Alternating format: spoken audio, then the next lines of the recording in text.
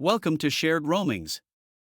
Our channel is dedicated to sharing travel experiences for the benefit of all. Hello, in this video we'd like to share with you our exploration of the port city of Otaru in Hokkaido, Japan. In October of 2024, we embarked on the Norwegian Spirit from the Tokyo International Cruise Terminal. This cruise terminal was fairly new and pretty nice and very organized. Although it was a bit overcast and rainy that day, our sailing to northern Japan was very smooth, and in the morning we were greeted by a tugboat that led the ship into the port of Otaru. Otaru has a long history in Japan. It has been occupied for centuries, with some evidence of Ainu being settled there early in its history. It became a very key and flourishing city in the late 1900s, with fishing as one of the key industries at that time. However, there was a decline in the mid-1920s.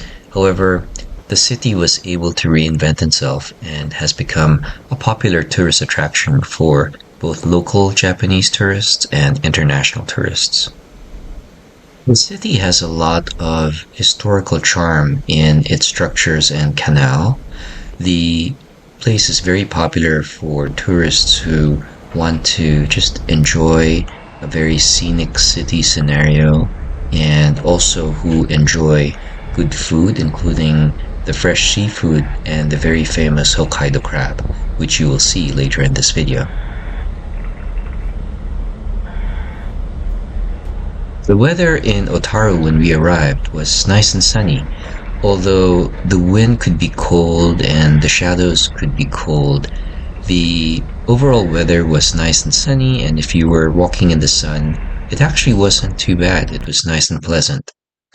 Our goal was to explore the city on our own and just see whatever was close to the port area.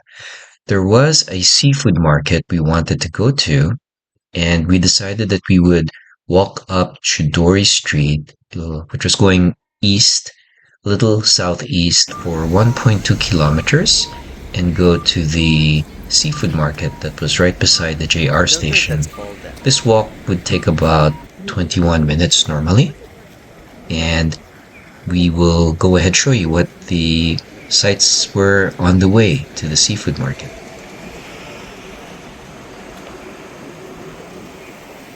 Right now we're walking on a bridge over the popular Otaru Canal. It's a very scenic and popular area for people to walk in, and we'll show more of this later on.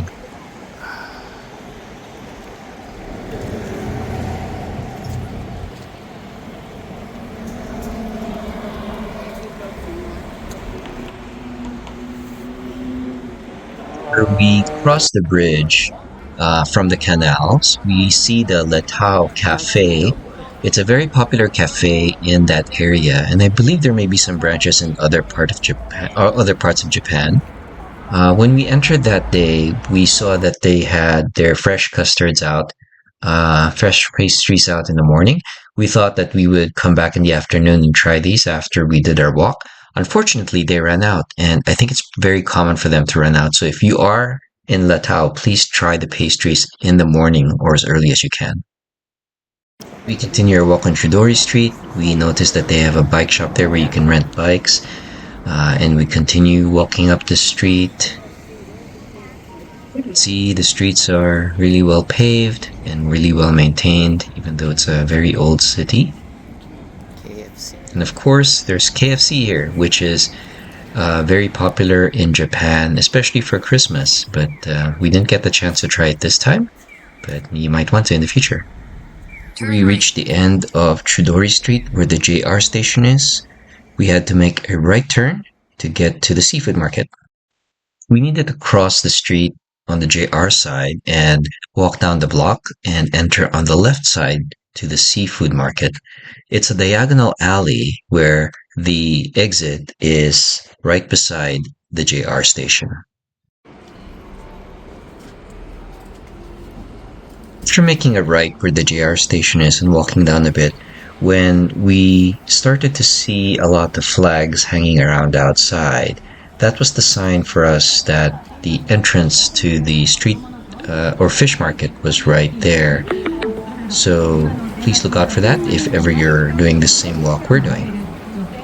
Once you get to the entrance of the seafood market, you'll have no doubt that you are in a seafood or fish market.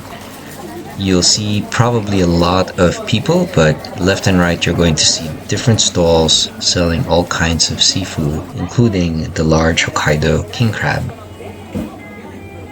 So I'll talk about how we ordered and ate the king crab in this market because it's not a very straightforward process.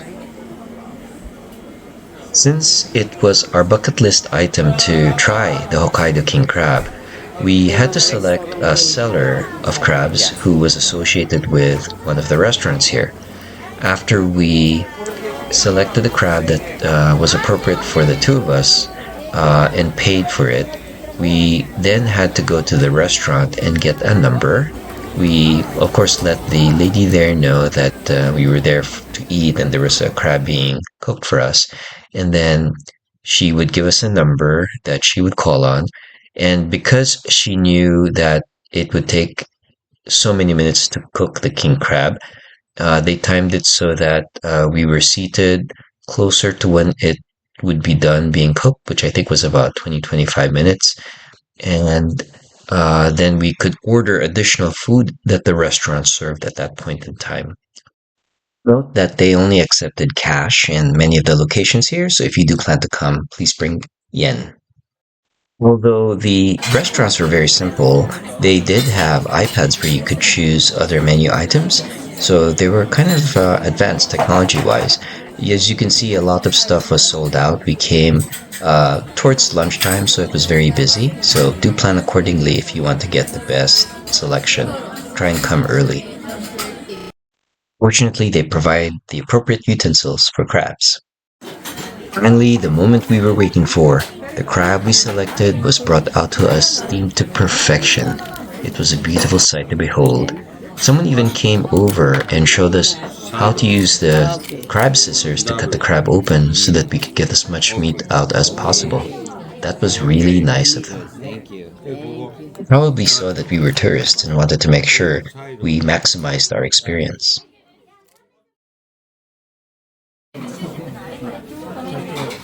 You can see here how fresh and full the crab meat was inside one of these legs.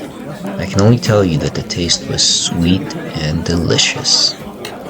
Here's a bowl of fresh uni over rice. This was the most uni I've ever eaten in one sitting, and it was delicious with the crab. After a very, very satisfying meal, we started to walk back towards the ship and explored some different areas. We were very, very happy to have checked off a bucket list item. In case you were wondering how much that Hokkaido king crab cost, it was 22,000 yen, and at that time that equated to around $140. It's not cheap, however, it would be much, much more expensive if we had ordered something similar and had it cooked in a restaurant in the United States. We hope you enjoyed this short video of the highlights of our experiences in Otaru, Hokkaido. There are a lot more things to see, do, try, and eat and drink in Otaru. So we hope you do additional research if you're interested to go there.